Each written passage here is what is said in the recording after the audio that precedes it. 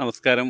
School of medicine plants വൈദർശനം കുടുംബാംഗങ്ങളെ, ഞാനിപ്പോൾ നമ്മുടെ തോട്ടത്തിൽ വന്നതാണ്. തോട്ടത്തിൽ വന്ന വൈകുന്നേരം ചുമ്മാ ഒന്ന് നോക്കാൻ വന്നതാണ്. ഇവിടെ ഇപ്പം ഈ മൃഗങ്ങളുടെ ശല്യങ്ങൾ കൂടുതലുണ്ട്. ഇപ്പം നമുക്ക് വിളവെടുക്കുന്ന സമയം കൂടിയാണ്. കാപ്പി അതുപോലെ കുരുമുളകൊക്കെ വിളവെടുക്കുന്ന സമയം കൂടിയാണ്.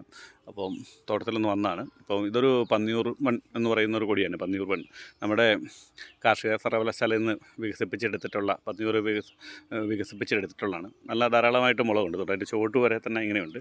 ഇതൊക്കെ ഇത്രയും ധാരാളമായിട്ട് ഒരു കണ്ണിയിൽ തന്നെ ഇതുണ്ട്. ഈ ഒരു കണ്ണിയിൽ തന്നെ നോക്കൂ എത്ര തിരിയാണ്, അതിൻ്റെ വലിപ്പമൊക്കെ നോക്കൂ. ഈ കൊടി ഒരാൾ പൊക്കമുള്ള ഒരു കൊടി, ഒരാളല്ല, ഒരു ഒന്നരയാൾ പൊക്കമുള്ള ഒരു കൊടിയാണ്. ഒരു 5 വർഷം പഴക്കമുള്ളൊരു കൊടിയാണ്. അപ്പോൾ ഇതൊക്കെ ഇത്ര കൂടുതലായിട്ട് കായ്ക്കുന്ന കാര്യം എന്ന് പറഞ്ഞാൽ നമ്മളിതിൻ്റെ പരിപാലനം വളരെ കൃത്യമായിട്ട് പരിപാലനം ചെയ്യുന്നതുകൊണ്ടാണ്. അത്യാവശ്യം നല്ല മുളകുമാണ്. പന്നിയൂർ വണ്ണൊക്കെ നല്ല മുളകാണ്.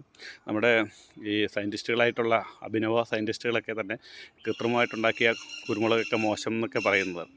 ഇതിപ്പം നമുക്ക് ഏറെക്കുറെ 18 പാട്ടയ്ക്കൊക്കെ ഒരു കിൻഡിൽ മുളക് നമുക്ക് കിട്ടുന്നുണ്ട്. 18 പാട്ടയുടെ അളവ് വെച്ചിട്ടാണ് ഞങ്ങൾ നാട്ടിലൊക്കെ ഇതിൻ്റെ കണക്ക് പറയുന്നത്. നല്ല ഗുണനിലവാരമുള്ള മുളകും നല്ല തൂക്കമുള്ള മുളകും അതുപോലെ തന്നെ ഇതിൻ്റെ ഉള്ളിലുള്ള പെപ്പറോക്സിൻ പോലുള്ള കുരുമുളകിൻ്റെ എസൻസൊക്കെ തന്നെ ഇതിൻ്റെ അകത്ത് നല്ലപോലെ ഉണ്ട്. കുടിമേളിലേക്കൊക്കെ നോക്കാൻ ഇലയേക്കാൾ കൂടുതൽ മുളകുണ്ട്. ഇപ്പോൾ സന്ധ്യാസമയമായതുകൊണ്ടാണെങ്കിൽ നിങ്ങൾക്കത് ശരിക്കും കാണാൻ പറ്റാത്തത്. എന്നാലും നമ്മുടെ ഒരു ചെറിയ കുരുമുളകിൻ്റെ ഒരു ഹ്രസ്വമായ വീഡിയോ, ഞാൻ ധാരാളം വീഡിയോ കുരുമുളകിൻ്റെ നമ്മുടെ യൂട്യൂബിലും ഫേസ്ബുക്കിലും ഒക്കെ ഇട്ടിട്ടുണ്ട്. ഓരോ പ്രാവശ്യം ഇടുമ്പോഴും ധാരാളമായിട്ട് കമൻറ്റുകളും ലൈക്കുകളും ഒക്കെ ഉണ്ട്. നിങ്ങളെ ഒരു പ്രാവശ്യം കൂടെ നമ്മുടെ ഈ വർഷത്തെ ഒരു കുരുമുളകിൻ്റെ ഒരു വീഡിയോ ഇട്ട് കാണിക്കുന്നുണ്ട്. നിങ്ങളുടെ ശ്രീനിവാസ് വൈദ്യർ, വയനാട്.